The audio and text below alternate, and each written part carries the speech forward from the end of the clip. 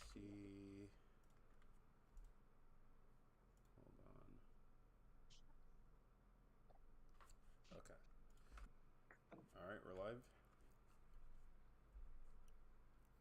All right, what's up, guys? Welcome back. This is the Pushback Podcast. I'm here with my brother Zeke. My name is Bridget, and we're going to be talking about Zeke. You want to let him know? Yeah, this episode we're mainly going to be talking about the news of the week, the big DoD leak that happened through like a Signal group chat, and yeah, it's been basically just dominating the media cycle. So we're just going to kind of go through that, and we're going to get both of our perspectives and kind of just see how we're both feeling about it.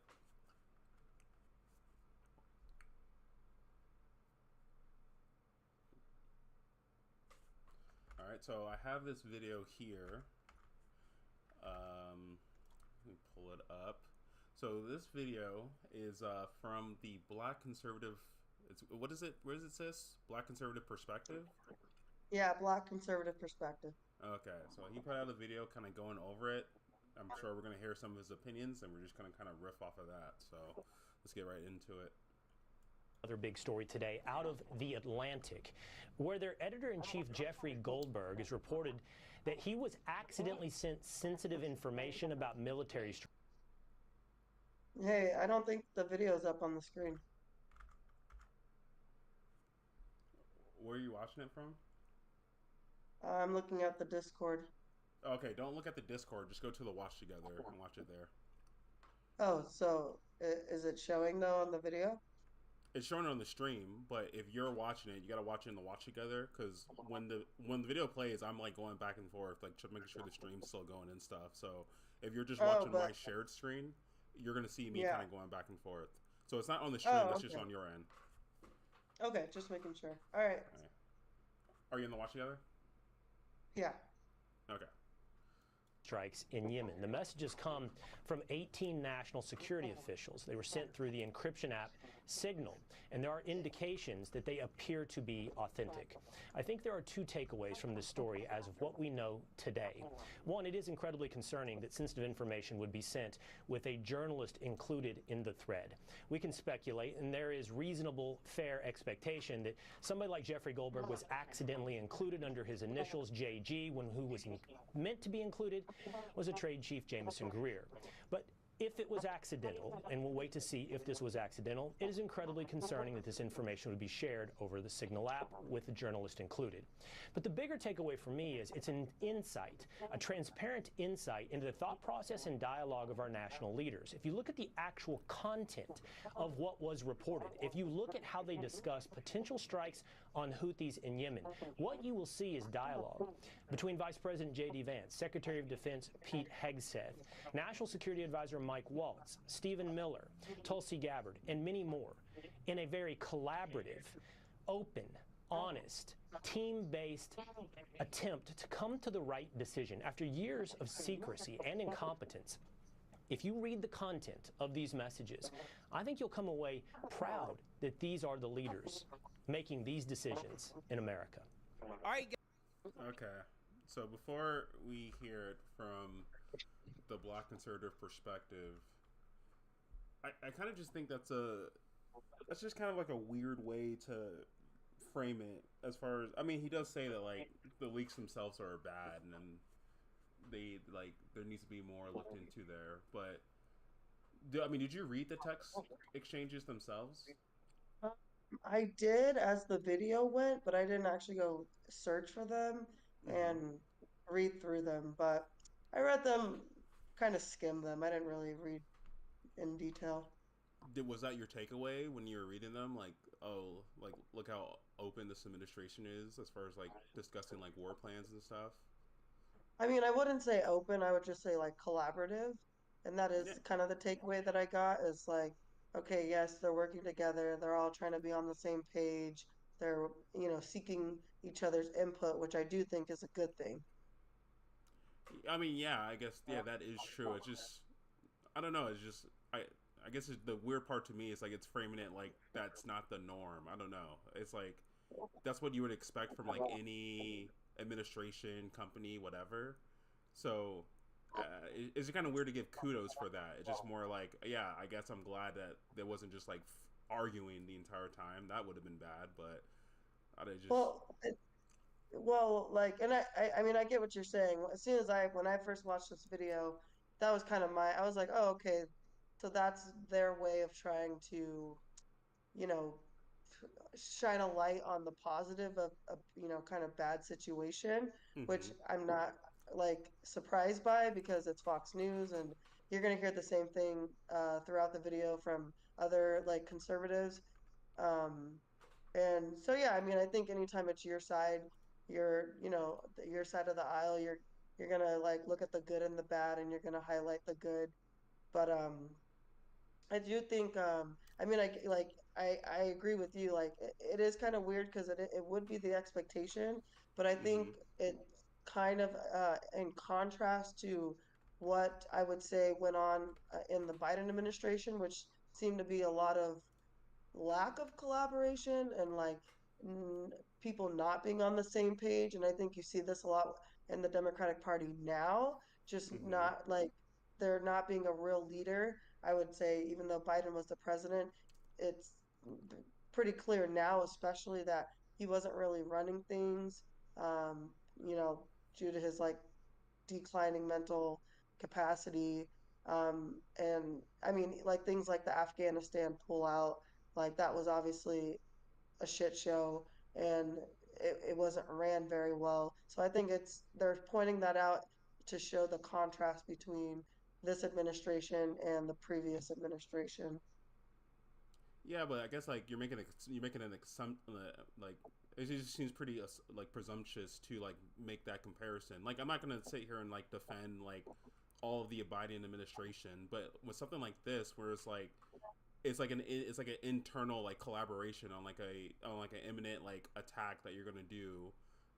Like I mean, it could be possible that like there was more dysfunction in the Biden administration, but I don't think using what the public saw while Biden was in office is like I don't think that's enough evidence to like make that assumption in this specific context. It could be true in other contexts, but I don't know about this one. What assumption? What The assumption? assumption that the disorganization and the lack of clarity within the administration even affected chats like these. Like it seemed like there was a lot of like disorganization in the Biden administration as far as like public appearances go and like what to do politically. Even like Biden's response to in this specific case, they were talking about like the pirates and them like shutting down like international like shipping lanes. Like yeah, Biden's response. I mean, I didn't really agree with this response, but that even if I disagree with the response or disagree with other parts of the administration, I don't know if I would take the leap and say that like my lack of confidence in the administration would also travel over to like internal communications between like high level officials. You know what I mean? Yeah, no, I see what you mean. I just think it's just like small positive to point out from a shitty situation. Like, Mm-hmm. even though you might expect that there would be collaboration, whether it's like government departments or even like a private corporation, that's the goal, but I don't think it's always the case. And so when you do see that, it is something to kind of be um, appreciated, I suppose. But again, like I feel like I could see your point saying like, okay, them pointing that out was kind of unnecessary. Yeah, it kind of just feels like. I mean, I guess it is Fox News, so they are going to try to spin it. It just I don't know. I guess like maybe it's not just specifically this Fox News, but like me hearing like a lot of like conservative commentary on this leak. It has been a lot of like de-emphasizing saying it's not that big of a deal and things like that, which like and I'm not I don't think you think that. I think it sounds like you think like yeah, like this is bad. It's probably not as bad as like what liberals are saying, but like it is a pretty bad look for the Trump administration. I just haven't seen Yeah. that from other commentators. Again, it does. I guess like I'm already kind of annoyed with that part of the commentary, where it's like no, like this is actually like pretty bad. I mean, yeah, don't overhype it, but like this needs to be handled with the gravity that it actually is. Well, yeah, and like this video is when the leak first became known. And so I think in the beginning, without having all of the facts, it's Yeah, like yeah. instead of feeding into the, oh, this is so terrible, it's like, okay, yes, this Let's is bad, but let's we wait don't and have all see. the facts. But also look at this part of it, which is actually a good thing. So it's just Okay. like pointing out both sides, looking at the nuances. Okay. All right. Guys, so we got to talk about the bombshell story of the day that the mainstream liberal media and Democrats are currently outraging about, which is over what appears to be a leak of quote unquote war plans. And I'm using that term very loosely here, okay? Because I think characterizing what the messages actually were about as war plans, I think is meant to sensationalize a story that I think is being overblown. Not that it's not a serious story, but when you actually look at the details of the story, the media is clearly leaving out important context and details that people should know before coming to conclusions, solid conclusions about this story, okay? Because you have people calling for Pete Hegseth to resign, for Mike Walsh to be fired. They're calling for Trump cabinet officials to be punished, okay? Some people are saying they should be charged due to the fact that this signal chat leaked to Jeffrey Goldberg, who is a Trump deranged propagandist for the Atlantic. This is a guy who lied about the Iraq War. He lied about Russia. Okay, he lied about the suckers and losers thing, where he claims that President Trump said that about our soldiers. Again, not a very credible guy. Okay, however, the White House has seemed to confirm that, hey, these text messages are real. Okay. So what do you know about like the journalist itself? I haven't really heard much about him besides like people on the right saying that, yeah, that basically what he just said, that he's like a Trump deranged person. Is that, do you know anything more about Jeffrey Goldberg or? I honestly hadn't heard anything about him up until this point. Mm-hmm. So what I know is pretty much from this most recent Just from this story. contact. Yeah, And then pretty much. and then what do you feel about, yeah, that, like I have been hearing a lot about that, like Mike, like is it Mike Waltz or Mark Waltz? Um Yeah, the national security yeah, secretary. advisor, and then like Yeah. Pete Hegseth, that they should like resign or be fired. Like where do you stand on that? Is it like a yeah, no, or I don't know yet? So far, I pretty much agree with this guy George Foreman from the Black Conservative Mm-hmm. perspective, which you'll hear his opinion. I do think someone needs to be held accountable once it's determined how this actually happened. Now, if the facts prove that somehow this ended up being like a hack, and then I think, okay, well, whoever hacked should be held responsible. Yeah. But if it wasn't a hack and if it was a mistake on the part of like Mike Walls or somebody within his staff, then one of those people need to be held accountable. So far, it seems like it did come from Mike Walls' office, and Mike Walls is uh, taking the blame. And if he, acted irresponsibly, or even like purposefully, then he's the one that needs to be held accountable. I do think someone needs to be held accountable if the Trump administration is trying to be the party or the administration of accountability. Yeah. Yeah. I'm trying to. Where does the calling for Pete Hegseth's resigning come into? Because when I was reading the article that the journalist put out, and yeah, it seemed like the journalist was added because of Waltz. Like I don't really see why Hegseth would resign. Do you have any insight into that? I don't know who has called for that. I think maybe some people, like some panelists on CNN, have called for it. Mm-hmm. Um, but yeah, I've heard that people have been calling for like reprimanding on Pete Hegseth, on Tulsi Gabbard, on JD Vance for their negligence in verifying who was in the chat and Mm. things like that. So yeah. And Okay. even the hearing that happened, did you hear about Yeah, that? The I hearing? didn't. I didn't see it, but I did hear about the hearing. Because I think the hearing was already scheduled, and then this article came out Oh like a couple yeah, of days before. it So was, yeah. they definitely did like, or definitely like I think the committee, probably the Democrats in the committee like grilled, Gabbard Waltz and HEGSETH. They were on the they were in that hearing, right? All three of them. I don't remember HEGSETH being in there. It was Okay. Tulsi Gabbard, Mike Wallace was there, and Kash Patel. And Kash Patel. Okay. Yeah. Kash Patel. He's the head of the FBI, right? Yeah. Why was he at that hearing? Well, maybe I think I forget what the hearing was for. Yeah, I think the but hearing they did, was like for like national intelligence or something like that. I can look it up. and they did question Kash Patel on if he was going to investigate this and bring charges. So yeah, actually, yes, you have been hearing from the Democrats in that subcommittee hearing, you know, how kind of insinuating that Kash Patel should bring, at least investigate, and you know, for there to be some type of consequences against those that were involved in the chat. Okay. Let me pull it back up. Okay, and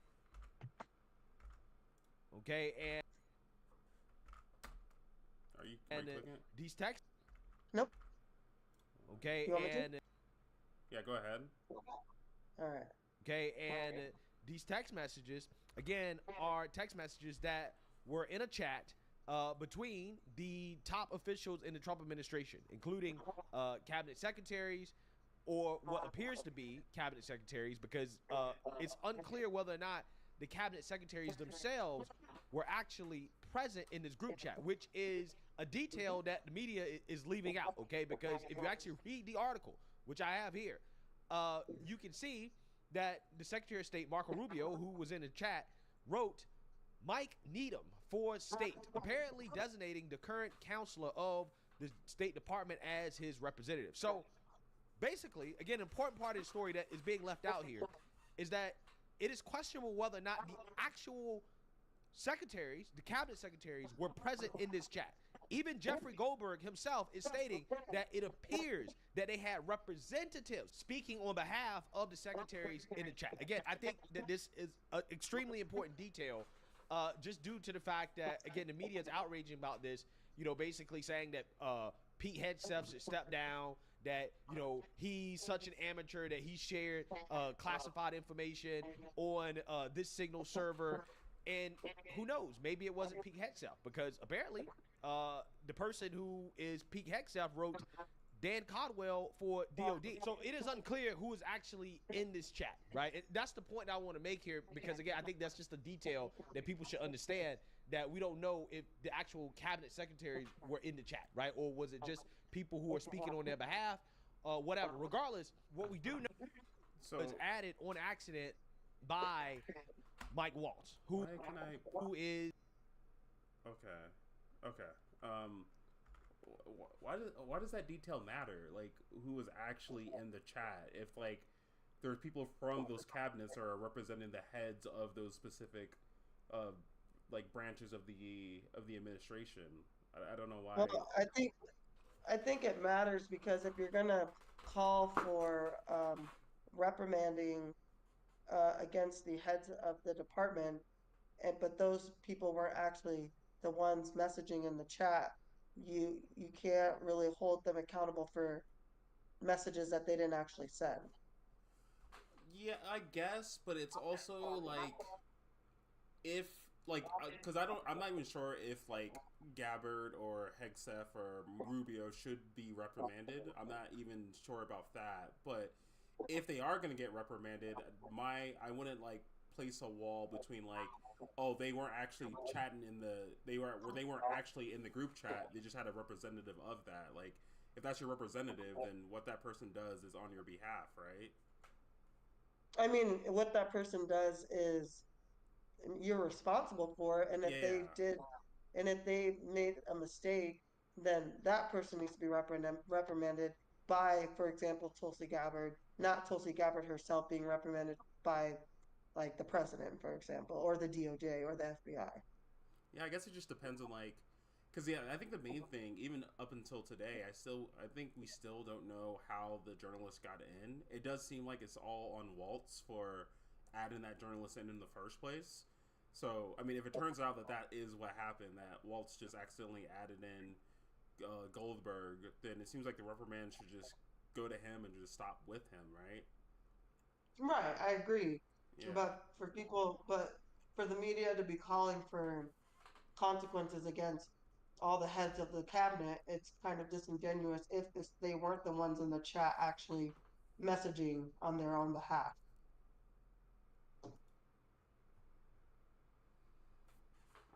Like it doesn't show the incompetence of them, it shows the incompetence of the representative, and then they need to be responsible for reprimanding their staff.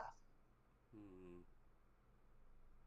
Yeah, I guess. uh, Yeah, I guess. Yeah, it's a really slight disagreement. Like I'm not even that burrowed into it, but yeah, I guess I guess yeah, like I think I don't. I guess I'm hesitant to disagree with you because it's like I don't even know if like Gabbard or Rubio should be reprimanded, but if they are going to get reprimanded, I wouldn't use like, oh well, they only had a representative in the chat unless the only thing it was like, oh, let me finish my thought. Like, yeah, if they were gonna get reprimanded, I wouldn't use them having representatives in the chat as like a this is why they shouldn't be reprimanded. It's like, well, I don't know. Like, if they're representing you, then yeah, whatever happens in the chat does fall onto you because you're the head of that department. Like in the Well, I same think way, the go ahead. well, it's like in the same way that like let's say like a company like fucks up, right? Like a big company fucks up, right? Like regardless if the CEO was actually there, that does fall on the CEO of the company, right? Right, but I think it depends on how they fuck up. Yeah, So yeah. I it's think it one depends thing, on the how. right? So it's one thing if they were trying to distance, for example, Tulsi Gabbard from her representative, um, from the things that the representative said.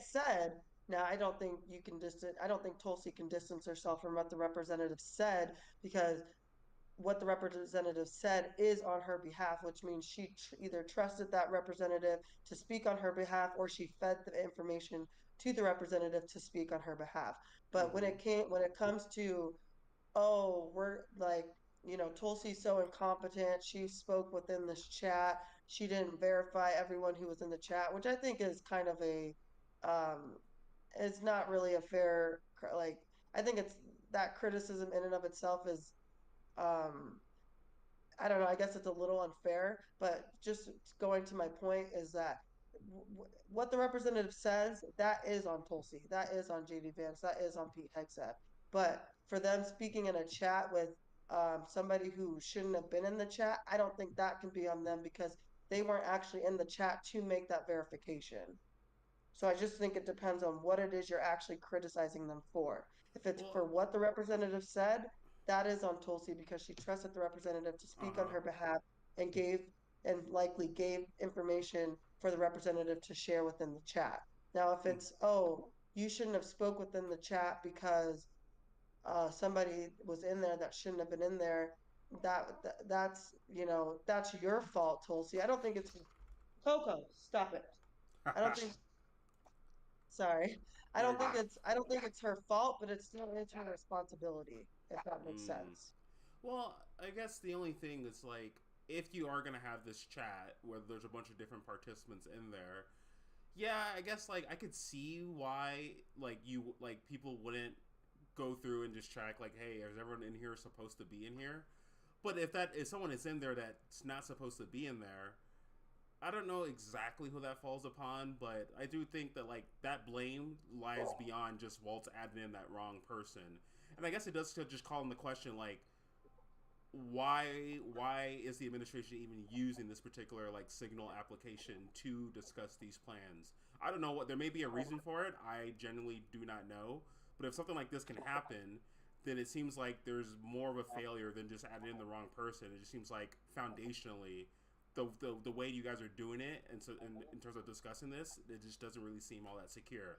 And if that is the case, then I do think that like it goes beyond Walt, and I think other people should get criticism for that at least. If it's Gabbard, then I think she deserves that criticism. Not because she didn't check Yeah. who's in the chat, but because she's okaying the use of the chat in the first place. Yeah, no, I get that. Criticism, that's fine, but like the consequence itself and who it lies on, I think lies on the person who like authorized or permitted that, that permitted that person in the chat that shouldn't have been in there. As far as using the Signal app, that apparently that's been a thing within those departments since before Trump. As soon as all of Oh, those okay. cabinet members got confirmed and they started in their own departments, Signal was added onto their work devices as soon as they started on. So it's Oh, been a interesting. standard protocol to use Signal for very limited types of conversations. And the Trump administration is claiming that all of the information that was provided in the chat is within the policy of what can be talked about within this chat, is their claim. Huh. Okay. I mean, yeah, if that's true, then yeah, then it's just yeah, if that's true, then yeah, that kind of dispels like the criticisms I would have for those particular individuals. And that's part Um, of like a lot of conservatives' criticisms of the media and how they're portraying this situation is, oh, how could you use Signal? A lot of Democrats coming out, oh, how could you use this app, this Signal app that everyday people use and da da da da. Like, but this app has been used within all of these security departments during the Biden administration. hmm. Let's see. Sorry, I'm just reading something really quick. I'll start up Oh, the you're video good. again, but I'm gonna read something. Okay. Is the national security advisor for President Trump. And another detail that I want to point out here that I find to be extremely strange, right? And this is why, like, like I said, there definitely should be an investigation into this, right? It almost feels as if there's some funny business going on here. But on Tuesday, March 11th, Goldberg alleges that he received a connection request from Mike Waltz. Now, he accepted the connection request, and then a couple days later, on Thursday, he had received a notice that he was included in a Signal group chat. And it was called the Houthi PC small group. So I got a lot of questions about this, because if this was done on accident, which is what the Trump administration is suggesting as of the making of this video, then I'm trying to figure out how is it that Mike Waltz accidentally added Jeffrey Goldberg, which I'm again questioning, why is it that Jeffrey Goldberg's number is in his phone? Why does he have a relationship with this Trump deranged propagandist? But again, I'm just saying, there's been a lot of leaks coming out of the Trump administration to these Trump deranged propagandists. So again, that's kind of what I'm getting at here. And I'm not accusing Waltz of anything. I'm just saying it's important to ask these types of questions about why was Jeffrey Goldberg's number in his phone? Why was Jeffrey Goldberg added not just once, but twice? Okay, twice. Apparently, Mike Waltz sent a request to, I guess, I don't know, add Jeffrey Goldberg as a friend on Signal or whatever, right? And then later added Jeffrey Goldberg to the chat. So a mistake was made not just once, but twice. Again, an important detail that I think needs to be talked about, right? Like, this wasn't like, oh, I'm just going to accidentally add this guy one time. Like, I got this dude mixed up with some other dude with my phone. No. Like, an initial request was sent, and then a request was sent again.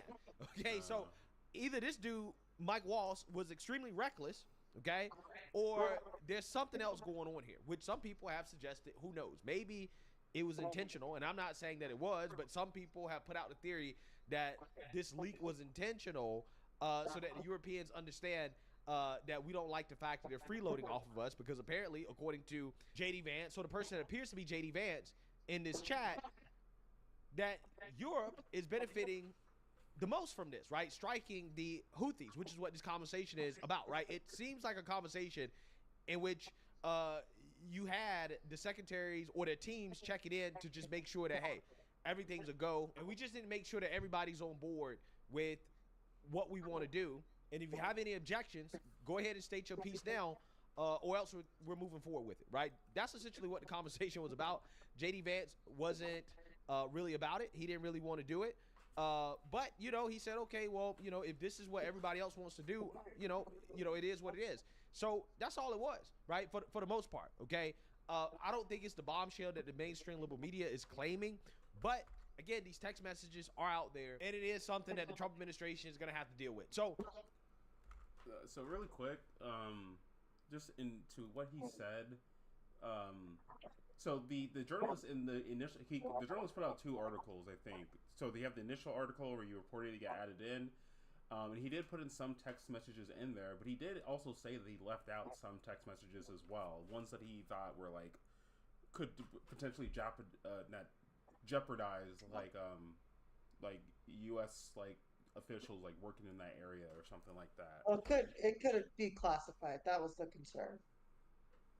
It couldn't be classified. What do you mean? Like he didn't release other text messages because it could be classified, and if he released that, he would be, liable for. Yeah. That was his claim. Okay, so as far as like what he's saying in the video, yeah, it just doesn't even seem like he's making it sound like all the pictures of the text or that's what's everything that the journalist saw, but it seems like the journalist saw way more than just that. Well, to be fair, it's not the whole video. I can't remember. He does talk about the other text messages, but okay. To be fair, this video is when all of this first came out.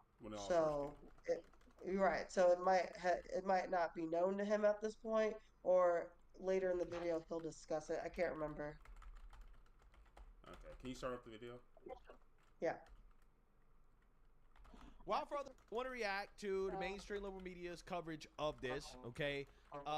Because they're going to be talking about this all week, right? I mean, this is what we're going to hear about. They're not going to talk about domestic terrorism that is currently happening in this country, right? But they're going to sit here and talk about this, okay? In which, hey, I'm not saying there shouldn't be some punishment, but I just think that it's just funny how they got the story that they wanted, right? They got the story that they wanted, which, again, makes me more skeptical of the story overall. But let's go ahead and get into it. Policy coordination between senior officials. Now, HEGSETH heavy-handedly implied something far different. You're talking about a deceitful and highly discredited so-called journalist who's made a profession of peddling hoaxes time and time again, to include the hoaxes of Russia, or the fine people on both sides hoax, or suckers and losers hoax. So this is the guy that peddles in garbage. This is what he does. Nobody was texting war plans, and that's all I have to say about that. You could believe that, but then there are the screenshots showing a pretty fulsome debate about when to strike and how to exact concessions from Europe and Egypt for taking action. Then there's what Goldberg just said on CNN. No, that's a lie. He was texting war plans. He was texting attack plans. When targets were going to be targeted, how they were going to be targeted, who was at the targets, when the next sequence of attacks were happening. They were running a war plan on a messaging app and didn't even know who was invited into the conversation. I mean, it's an obvious, ridiculous security breach. Yeah, so again, I think the use of war plan, again, is an exaggeration based off what I've seen, right? It was more about, hey, we all know this is going to happen. Is everybody cool with it? Yes or no? That's what it was. It wasn't like Pete Hegseth got in there and started going over different strategies and different things that they're going to do. No, I mean, all that stuff was already worked out, right? All of that information was worked out, and none of that information was in the chat. It was just about, hey, just to confirm, we're all okay with this, right? We're all good with us about to, launch this attack. That's what it was. And again, I'm not saying that, that excuses the fact that it was leaked, okay, or that it is sensitive information. It definitely should not have gotten leaked, okay? Jeffrey Goldberg should not have been in that chat, or that the conversation should have happened on that app. But again, I think the media is overblowing the content of what was in the text messages and the actual classified information that Jeffrey Goldberg claims was in the chat.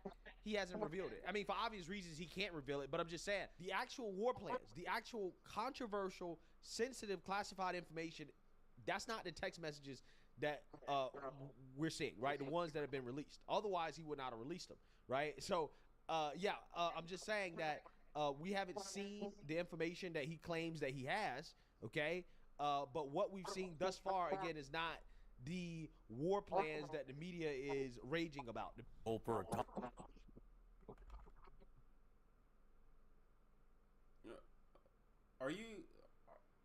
Do you have your headphones in? No. You said no? You want me? No. Okay, no, don't worry about it. I keep getting like, I keep hearing it. I'm hearing it on your end, but it's not a big deal. Don't worry about it. What are you hearing? It's like, just anytime like I hear, like when I talk or the video plays, like I'm getting some feedback on my end, but it's not like, it's not, what's the word I'm looking for? It's not like disruptive. I was just wondering where it was coming from. Oh, okay. I mean, I'll mute while you talk. Okay. Okay, but I also paused because I did pull up the second article that has like more of the text messages that the journalist left out in the first one.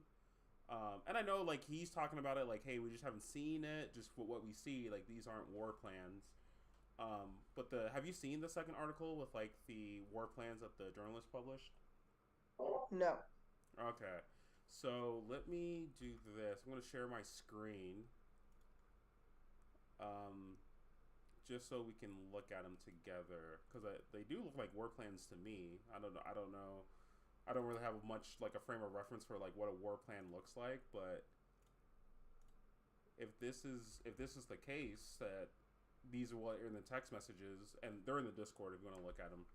But yeah, if this is the case that these like it was in that these are like the plans themselves, I'm like, yeah, these look like war plans to me. Can you see it? Yes. Okay. Yeah, so basically it says like team update, whether it's favorable, there's like a time right before that. Whether it's favorable, just confirmed with SETCOM that we're go for the mission.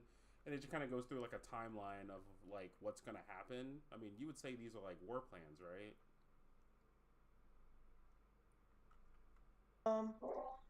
Yeah, I mean, again, like you, I don't have much frame of reference for what war Mm-hmm. plans are. But there are definitely some details here that could be compromising. Mm-hmm. Um, am not yet seeing a target, right? Like Mm-hmm. who it is, coordinates. So far, I'm seeing, you know, like weapons or certain planes, jets that are going to be used. Um, let's see, at his known location. So that's not really like a location hasn't been given. Strike drones on target. This is when the first bombs will definitely drop. So is it saying at 2:15 that the bombs will definitely drop, pending earlier trigger-based targets? So it looks like it's giving times for the drop, Mm-hmm. right? You want to continue scrolling down. I think that's about all of it. Okay, so it looks like it gives um, the jets that are going to be used, and it gives times for the strike. So even if they're not complete, you would still say they're like war plans, not like completely everything's there, but the timeline itself, I would say, is like a war plan. At least that's where I'm at. No, I mean, I think war plan is still a bit strong because one, it's not a war. It's an attack, which is why from what I heard, they recently changed the language from war plans to attack plans, Mm-hmm. because it's not a war. Um, so it's just a mission. I would say mission plan or attack plan would be more accurate. Um, and again, it gives some details that are compromising. Um, it's just as to like the time, it's giving the time of the strike Mm-hmm. and the type, the weapons that are going to be used to strike. So yeah, I mean, it's definitely compromising war plan. I think a little bit extreme, but it's a plan, it's a mission plan, and it's compromising information. So as far as uh, I'm trying to think how I want to word this question. So so as far as like this goes, like this, how does this like make any like I guess like how do you feel about this like overall as far as like it like this coming from like the Trump administration? Does it, like shake your faith, or you're like it's like it's bad, it's not that big of a deal? I kind of feel like you're there.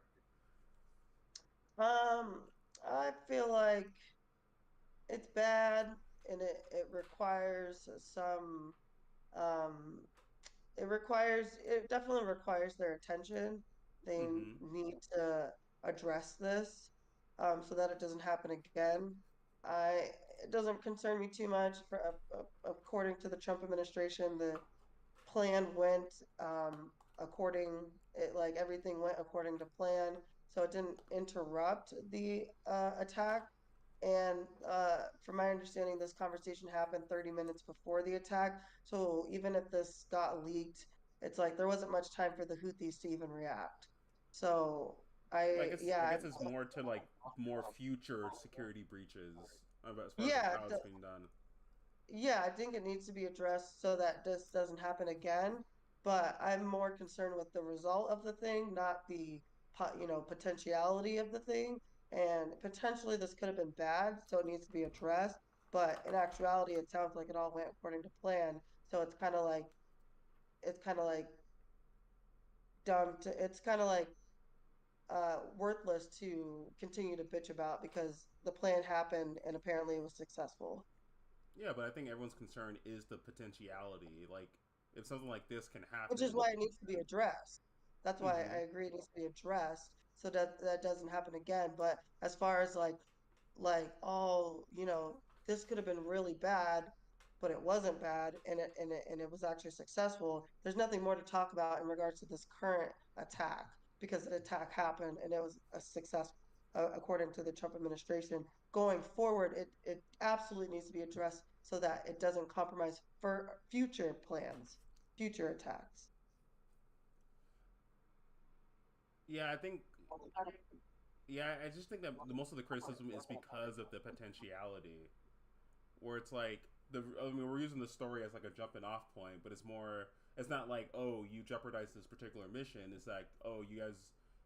It seems like you guys aren't taking like potentially classified information all that seriously. If there's something like this can leak in this way.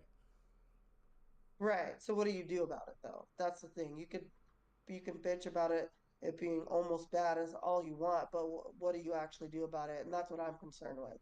How are Hmm. you gonna address this? Not, oh, this is you just gonna are we gonna keep complaining about how bad this could have been? Like Well, if that's nothing kind of happened, if well, I think like as far as like obviously, I think there are going to be like in some internal things, but like it seems like most people like the gravity of it is where people are differing. But it seems like most people agree that like yeah, this shouldn't have happened. This was like a fuck up.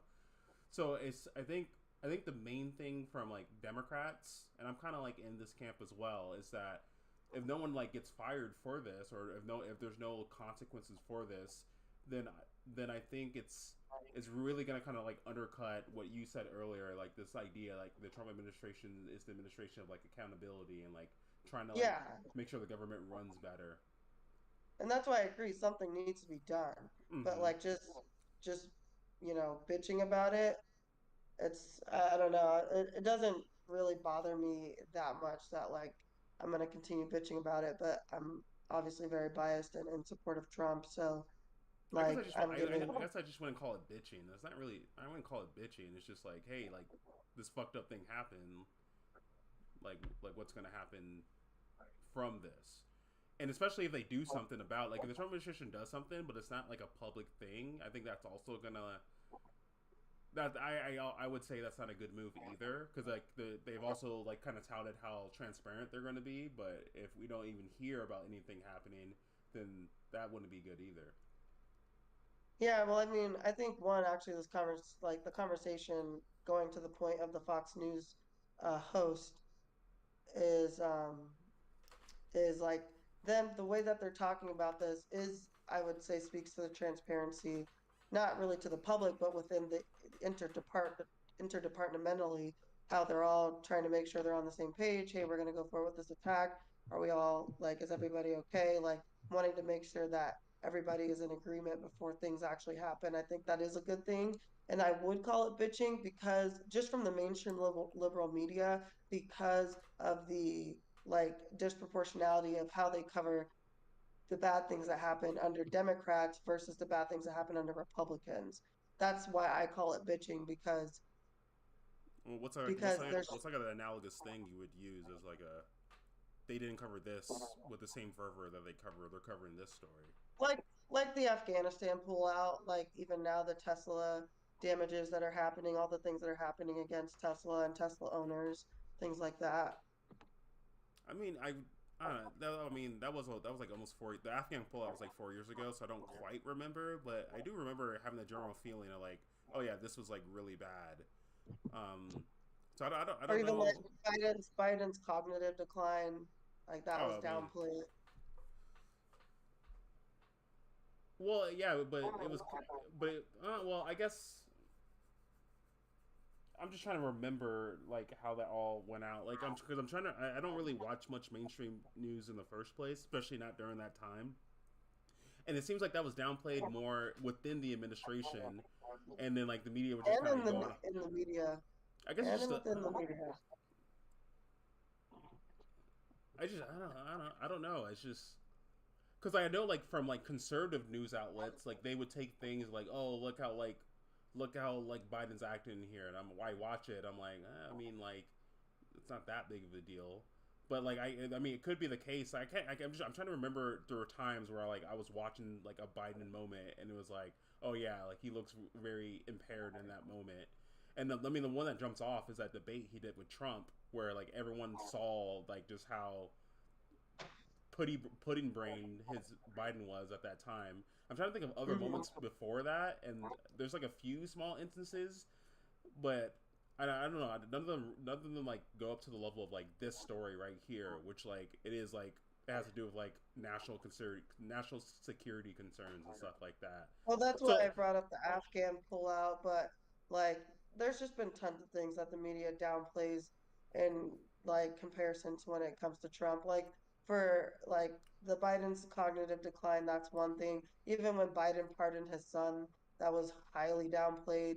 Um, and like in during Trump's first administration, at the end of his first administration, when they were like harping on, if Trump does preemptive pardons, like it'll be terrible, like they're all guilty, da da da da, and then Biden literally does preemptive pardons, and it's like, oh well, he had to because the Trump administration, you don't know what they're gonna do, and Kash Patel, you don't know what he's gonna do, and Biden promised he wouldn't pardon his son, and then he did. Well, of course he did. It's his son. So like they've just anytime it's like the Democrat side is doing something that's comparable to the Republican side, it's always downplayed, in my opinion, in the media when it comes to Democrats versus when it comes to Republicans. do you have any examples of that? Because like don't get me Oh wrong, boy, like which I'm not one? of like just like the media downplaying like if you show me like an example of them downplaying like the pardon stuff, I would be like okay, like because I mean, that there's part. tons. Yeah, I'm just asking for like one example if you can think of one. If not, it's not that big of a Like deal. I can. specific, Yeah, like like a specific. Joy Because Reid on MSN on MSNBC oh, downplayed I it. mean, I could believe that. Joy Reid is a partisan hack. She got fired, didn't she? Right. She did, yeah. She got let go. Her Yeah, contract wasn't renewed. I guess like the only thing as far as like the mainstream media point is that like the mainstream media, I think the way they covered Trump in his first in his first administration, yeah, they were like completely unfair to Trump, and there was definitely disproportional coverage. But I think one thing that I'm very careful about when I hear criticisms about the mainstream media is that like the mainstream media compared to like the alternative, like the online media, it's like when you criticize the mainstream media, it's like this big bubble where like it seems like it's like kind of position like everyone's like kind of in lockstep with each other. But the mainstream media is like very similar to the alternative media where like you have individual personalities that are just like giving their opinions on like different news stories. So like if you said like yeah, Joy Reid herself downplayed it, I'm like, oh yeah, that makes sense. Like I know Joy Reid, I know she's dishonest, and I don't take anything she says with like a grain of salt. But then if it's like the whole mainstream media, that's where I'm like, okay, I'm gonna need an example because like in the same way the alt media people have their own separate opinions, I think the mainstream media like acts in a very similar way. Yeah, I mean, you just asked for an example. That was the first that came to mind was Joy Reid.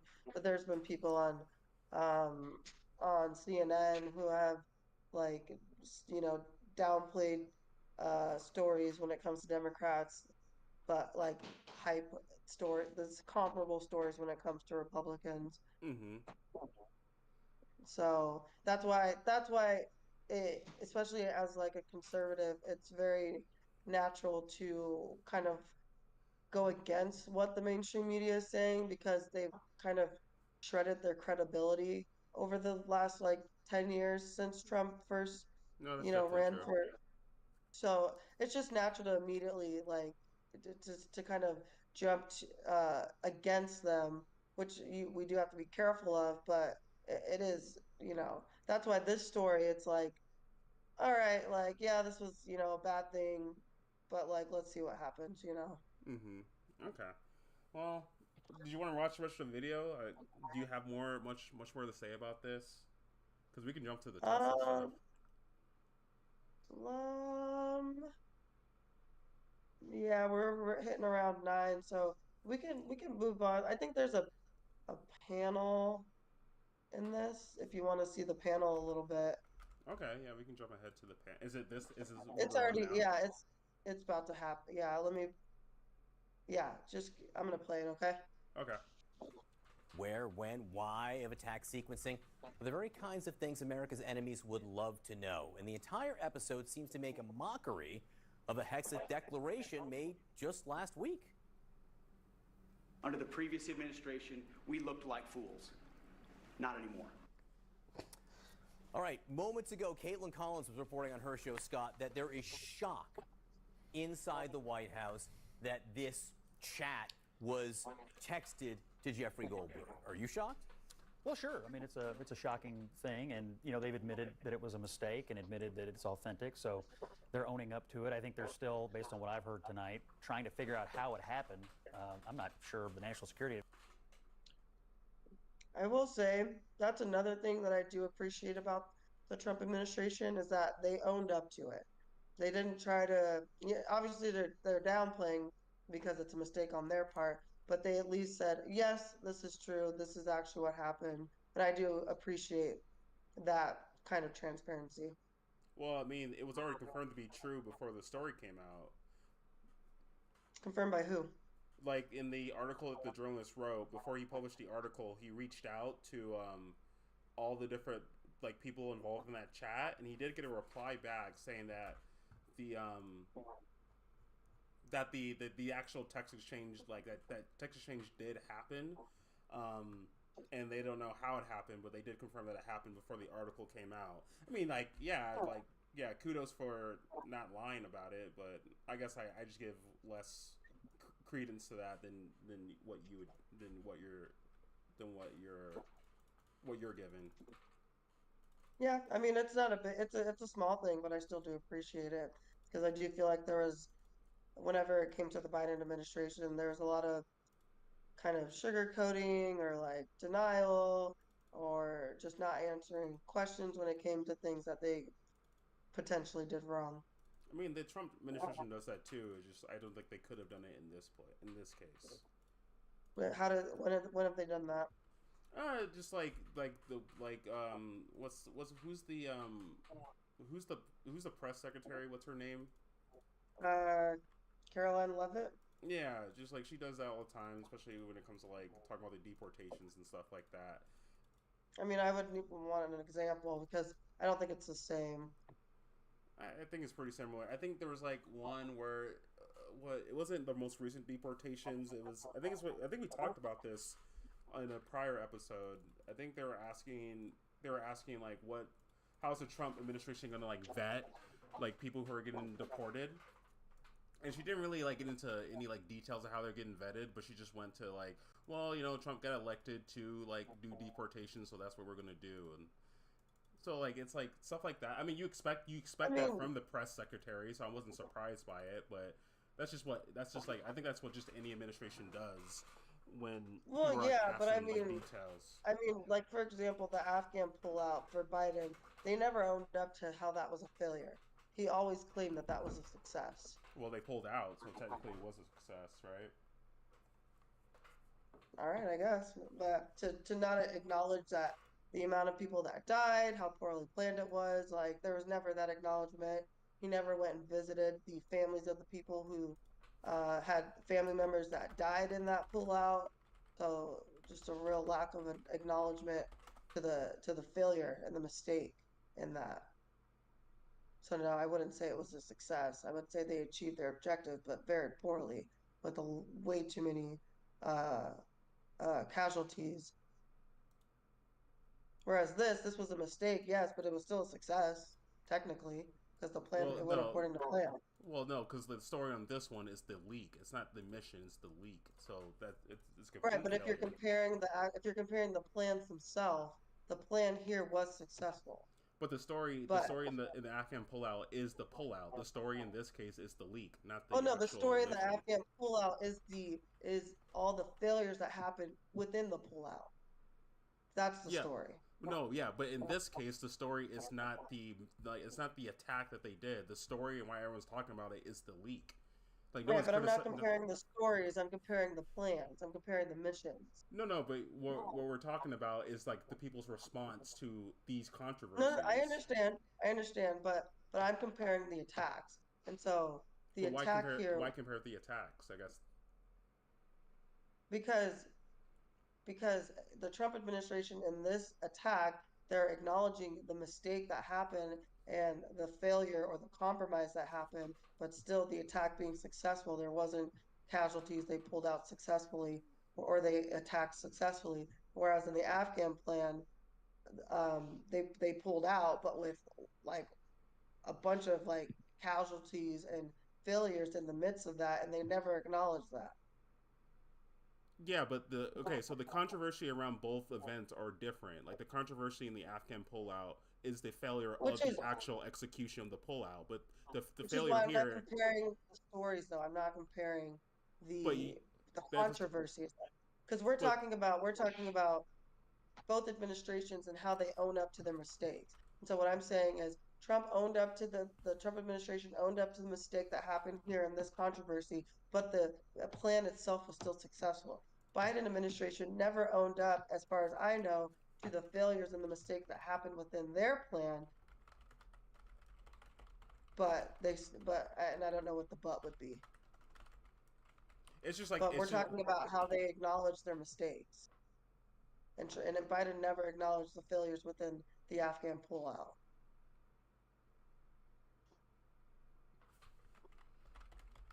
Yeah, I just think it's like I'm not narrowing in on the Houthi attack that the Trump administration executed, because that's not the controversy. The controversy is the leak. Yeah, they owned up to it, and I can't even remember the Biden response, so I'm not gonna that could be true that they didn't own up to it. I don't really know enough to comment on it, but it's just like as far as I know, every time he was asked about it, he never acknowledged like the people that died, all the machine and the weaponry that was left over there, and how it was just a very chaotic pullout. Never acknowledged that. Always just claimed it was a success. Whereas, again, like the attack here within the Trump administration was successful as far as I know, but yet still when they're asked about, okay, but what about this controversy? What about this mistake of like this information getting leaked? The Trump administration acknowledges that, yes, this is what happened and this is not good. Hopefully they do something about it, though. Besides just acknowledging it, I don't think that's enough.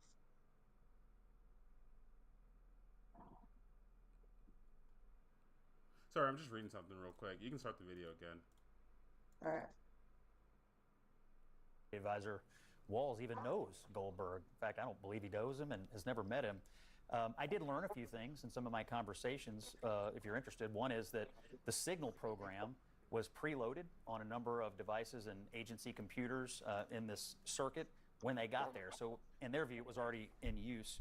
Number two, in some of the messages, they talk about needing to go to the high side computers, which is the classified system. So they clearly were knowing there was a line on what you could discuss in a chat like this versus classified system.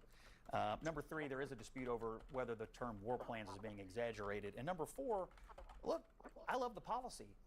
It's well executed. You've got a thoughtful policy discussion going on, and we did what the Biden administration would not do, stop these people from harassing our shipping lanes and our boats and our Navy. So good on the Trump administration for reversing a bad policy. So Scott Jennings, I think he made some good points because basically what he's doing is that he's pumping the brakes on all the hysteria by outlining some things I think are very important to note, right? All of the fake outrage from Democrats, well, Signal was pre-installed on these phones, right? So if you're talking about using a government device that already has Signal on it, then, you know, again, the assumption would be that, hey, this app has been approved for use within the government to communicate. So I think as the Trump administration investigates the use of Signal within the White House, they should also investigate the use of Signal within the Biden White House, right? And tell us who's been using this Signal app for communications, right? Within the White House, since, you know, this app comes pre-installed on people's phones. I'm just saying that, to me, the fact that you had so many officials in this chat suggests that this is a common thing, that this is just something that they do, and it may not be by the book, okay? It might not officially or technically be allowed or whatever, but it is something that has been happening. It is an app that is being used, and now all of a sudden people are making a big deal about it because of Jeffrey Goldberg leaking this chat, which, again, I think is a big deal, right? I think it's a big enough deal that if the Trump administration does this investigation and they conclude that Mike Waltz added Jeffrey Goldberg on accident, even if it was on accident, I think that Mike Waltz has to be fired, right? I'm so serious. Like, I mean, I just feel like that's a mistake that's big enough where it's like, that's just a mistake that can't be made, right? Because, again, you did expose a high-level conversation. I don't know if it's classified or not. I'm not going to go as far as to say it was classified information, anything like. We don't know that, okay? That is something that the media is concluding without actual, like, smoking gun evidence that, hey, this is the classified information, right? Confirmation that there was classified information in the chat. Regardless, it was a high-level conversation that a journalist definitely should not have been a part of. And the fact that Mike Waltz was so reckless as to add Jeffrey Goldberg, in which, again, I have a lot of questions about why in the world is Jeffrey Goldberg in his phone. Again, I think there should be an investigation into that as well, too. What is your relationship with this guy? You know, what's going on here? But regardless of if this was accidental or not, somebody has to be held accountable because it did happen. And to me, it seems like Mike Waltz is going to be the fall guy here because it's his fault, right? It's his fault. Again, the use of Signal to communicate, I think that's something that, again, they're going to fake outrage over that all day, but that's something that probably has been happening for a long time now. And I'm not saying it's not a big deal. I'm not saying it's not something to be taken seriously. I'm just saying these people, again, their outrage is fake, right? It doesn't come from a genuine place, okay? Just like these people coming out here talking about, but I don't want to hear conservatives talk about Hillary's emails anymore. These same people that said lock Hillary up over the emails are just going to let this slide. And I'm like, okay, well, if that's the case, then you should be pro holding Hillary accountable, right? Do you want to lock Hillary up? If you don't think that Hillary should be locked up for her classified email scandal, then how can you demand anybody from the Trump administration be locked up or held accountable, right? Criticism is only valid if you actually want Hillary to be held accountable. If you don't want Hillary to be held accountable, your criticism isn't valid, right? I'm just saying, right? That's what these people don't realize that are running around here screaming about Hillary's emails. But Hillary's emails, right? That's what they're doing in order to try to call out hypocrisy. But again, the only people that are really hypocrites are the Democrats, who, again, don't want to hold Hillary accountable, but now are demanding accountability for these Trump administration officials, okay? And again, we don't even have the whole story yet about what happened. But again, I think that Scott Jennings is bringing up some good points. And that's what I'm saying, that an investigation is needed before coming to any real conclusion about what happened here. Because, again, I think the devil's in the details. All right, but I will note that Pete Hegseth does not agree with you that it's all authentic. He went in and attacked Jeffrey Goldberg and said there were no war plans there. Is it, Dan, the triumph that Scott just described? Well, listen, I spent a significant amount of my time in the Situation Room in the Oval Office dealing with classified information. And as Scott knows, the amount of care that is taken to make sure that we are being respectful of the implications of American lives if that information were to fall in the wrong hands. You put away your phone, you take away your watch, anything that could potentially relay, that's so important. And the fact that 18 of the most senior government officials in this country were on a text chain sharing war plans, and not a single one of them, including the chief of staff, who's supposed to be overseeing this, said, hey, maybe we shouldn't do this anymore, should concern people regardless of party. And one more thing. You know, here's the thing, right? This guy was a former White House Deputy Cabinet Secretary under President Joe Biden. I guarantee that this dude, when he was working in the Biden White House, that he was using a Signal app. I guarantee you. Yeah, but it's not about the use of the Signal app. It's about, like, what you're using the Signal app for. Like, if... Because I can believe that the Signal app has been has been used within like the White House for the last couple of years. Like that does sound believable to me, but it kind of depends on what you're discussing within the app. Like these kind of communications seem to be like high level, like classified information that's being discussed. If it's been used like that before, then I would criticize that as well. But if this is like a novel instance of them using the app in this particular way, then that's where the issue lies. What was your, sorry, I just got back. What was your criticism? So basically, like what he was saying in the video is that like Signal's been used before, and like it's not unique to just the Trump administration, and that does seem to be true based on some articles I was reading. But at the same time, the issue is not just using the Signal app. The issue is like what it is being used for. Like, is it traditional that the Signal app is being used to discuss information that could potentially jeopardize like a mission if it were to leak out? Like if it's not being used for that commonly, this is the first instance, I think the criticism on the Trump administration is all valid.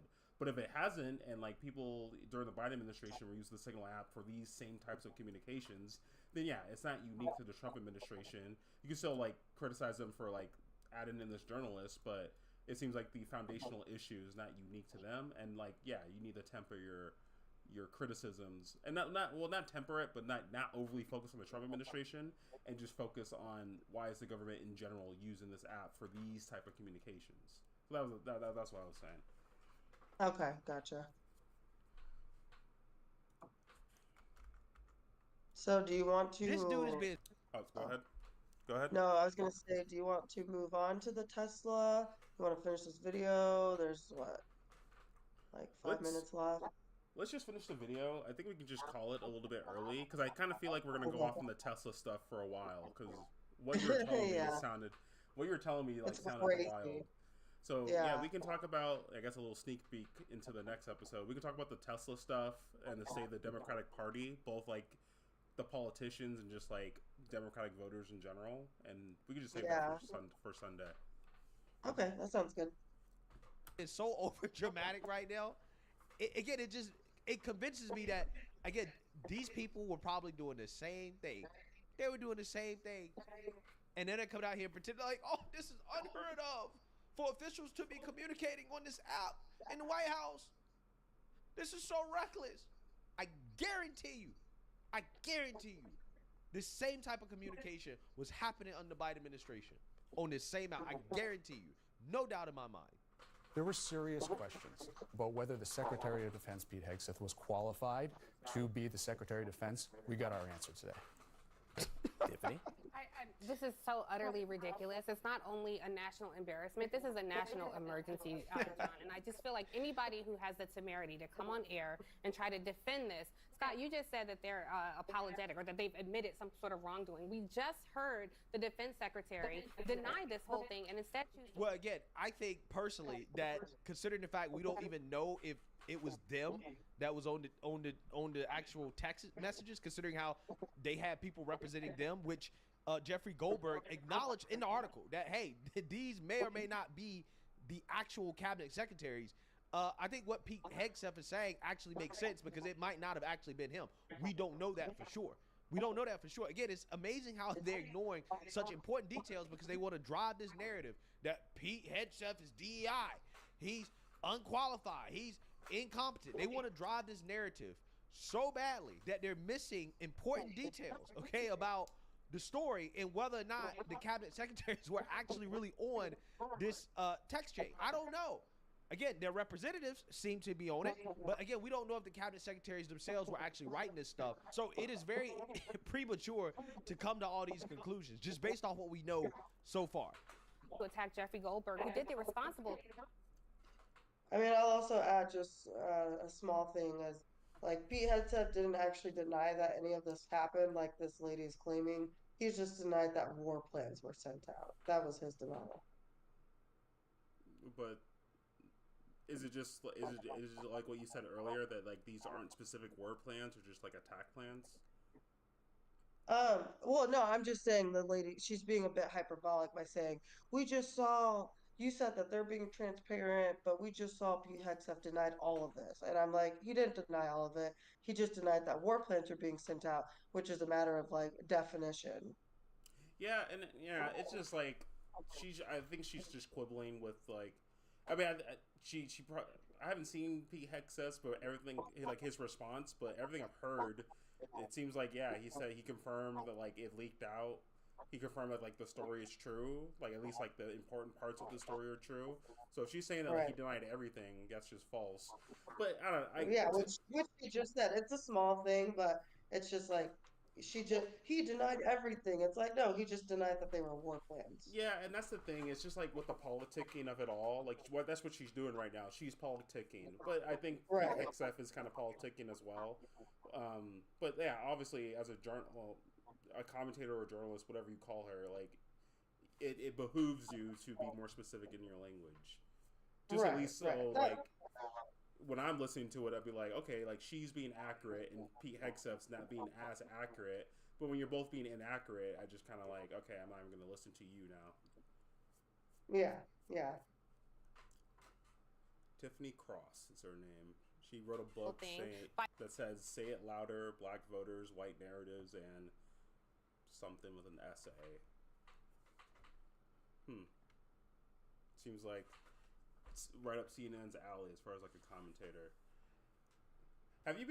Do you ever watch Piers Morgan?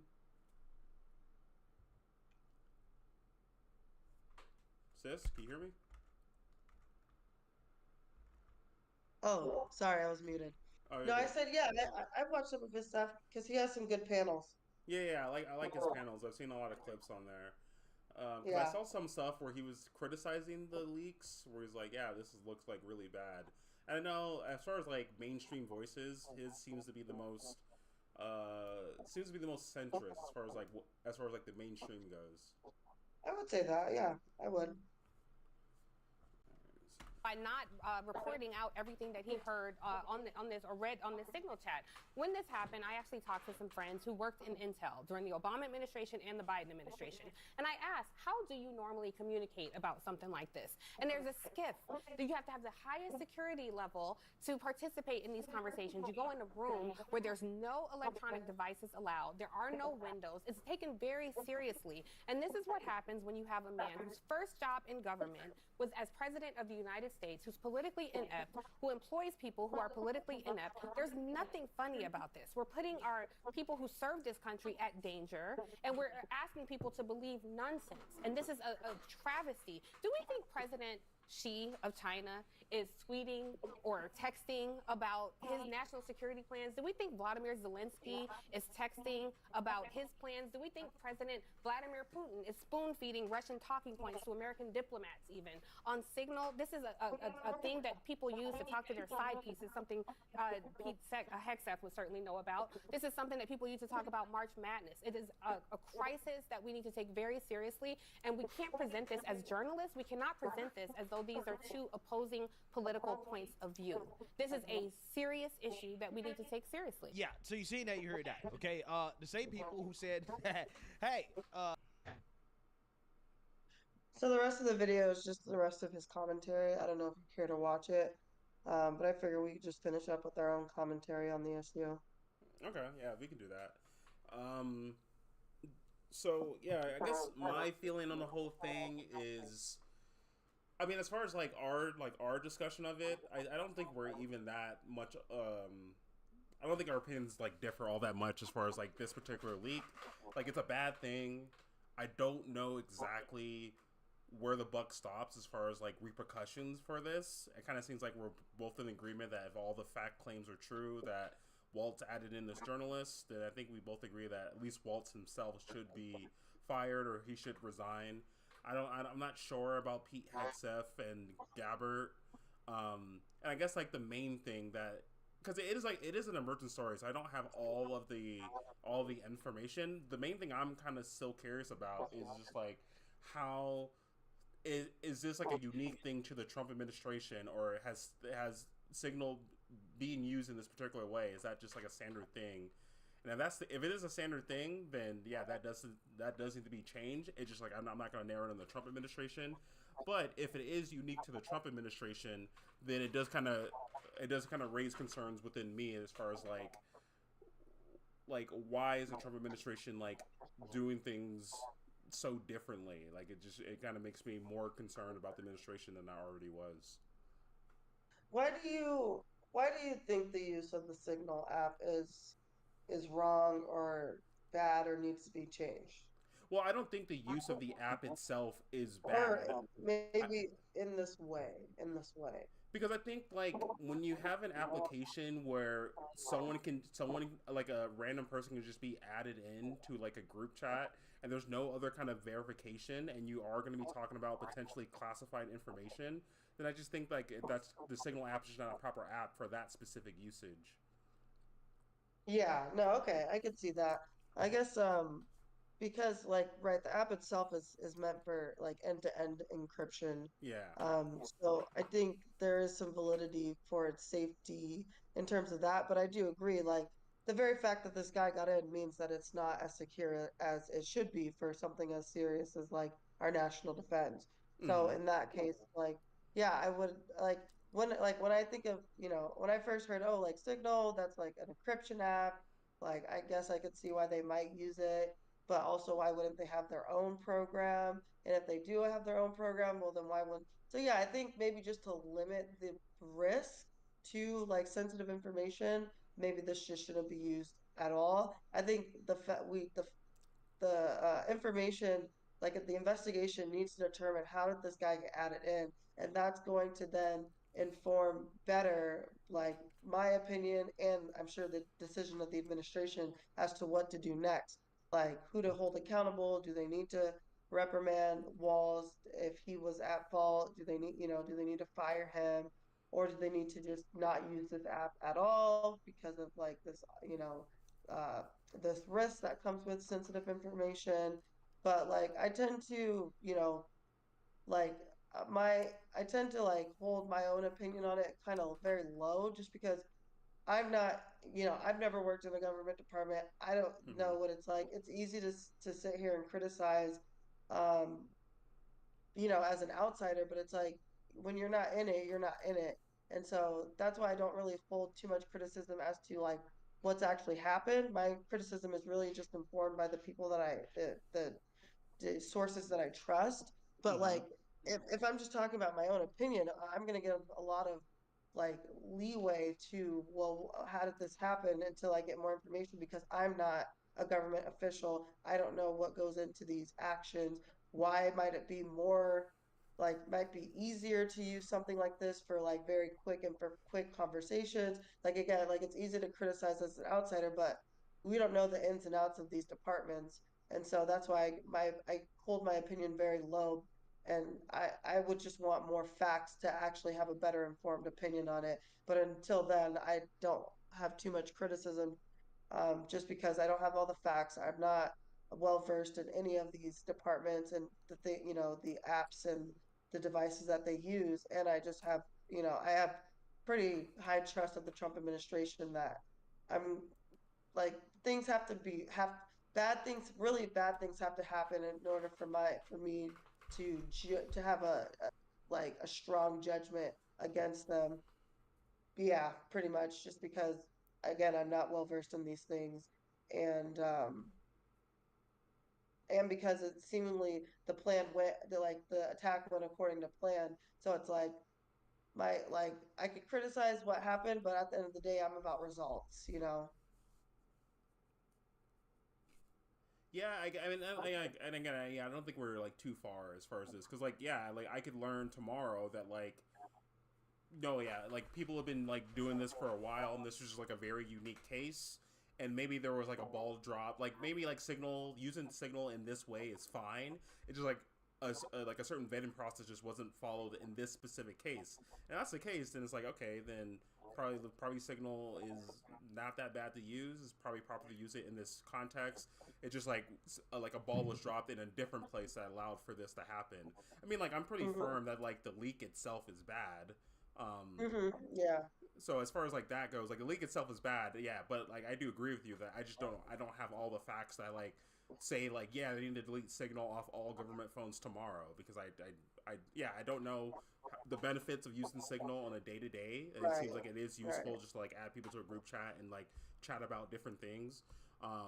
It's just like, yeah, when it comes to like classified information, or if you at least expect that classified information is going to be talked about in that, then I would hope that not only the Trump administration but future administrations, if they expect that to happen, that they have safeguards to make sure that that information doesn't leak out. So yeah, like I'm not. Right. So yeah, as far as like the leak goes, like it's bad. I'm not even sure where to point the fingers. I have been seeing people calling for the firings of like Walt, HEGSETH, and like a bunch of other Trump officials. And I'm not even like that strong in that. I'm like, yeah, I mean, if anyone Walt, I guess if anyone is gonna get fired, it sounds like Walt should. But again, like I could learn information like tomorrow that would be like, oh, actually, this guy needs to be fired, or maybe no one needs to get fired. Right. So, like, yeah, I think we're pretty, compared to other We're episodes, pretty much in agreement. The we're pretty leak much was in bad. agreement. Yeah. My reaction to it is minimal because of the lack of like information, the lack of knowledge in, you know, the ins and outs of this system and how things go, and because of, you know, just the high trust that I have in the administration, it's going to take more than like this leak to diminish my trust in their ability to do their job, especially when the attack went according to plan, at least as far as we know, according to the Trump administration. So we'll see. It was bad, but like I'm definitely like okay, if it happens once, I'm wary, but if it happens like if something similar to this happens twice, I'm definitely gonna be like, all right, What the like, fuck are you guys doing? yeah, Come on. y'all are now. So this is really, you know, like you give people a little bit of room. You know, it's still just been 3 months of the administration. All these people are new to the department, so I'm going to give a little bit of leeway, especially if they're doing what they promised they were going to do, which they are. So it's like I am still, my reaction to this is very minimal, but I do agree it's bad. It looks bad. It is bad, and I would hope. I just want an investigation. That's where I'm at right now. I want an investigation. I want to know why did this happen, and I want to know what's going to be done so that this doesn't happen again. Period. Yeah, I guess. Yeah, I think like that's like kind of the main difference, because I already had like a low trust in the administration, and this specific story, like taking it as its own separate thing, like it doesn't lower my trust that much more, mainly because I just don't have all of the facts. Like if it is like just this Waltz guy like fucked up, then it's like, okay, like Trump doesn't hire good people, but like I already had that feeling. So it's like it doesn't really change my opinion. Just like slightly confirms it a bit more. But when I take the story in culmination of all the other Trump stuff that I've been hearing, it does kind of like build this picture, like not only that like he's doing things I like inherently like don't really agree with, but it's just the process of how things are being done, like with the deportations, with this, with like with like the Doge stuff. It just seems like, regardless of like proper procedure, it just speaks to like a general sloppiness, and I'm like seeing in the administration, which that does worry me like pretty deeply. So I kind of like throw this into the basket, but it's not gonna like tip it over or anything like that. Yeah, and that's where we differ, is just like our kind of, you know, base beliefs in this administration, or our foundational trust in this administration, which is why I think, you know, our perspectives are good to share together, because it'll kind of bring the whole perspective to the middle. Oh yeah, I definitely agree with that. But yeah, I think that's about all for this one. You want to sign us out? Nice. Yeah, nice quick video. Thank you guys for joining us. It was nice and quick. We haven't been on in a while, so we're happy to be back. We'll be back on Sunday to discuss some bigger topics, but we wanted to get a quick video out there. So yeah, we appreciate you guys jumping on with us.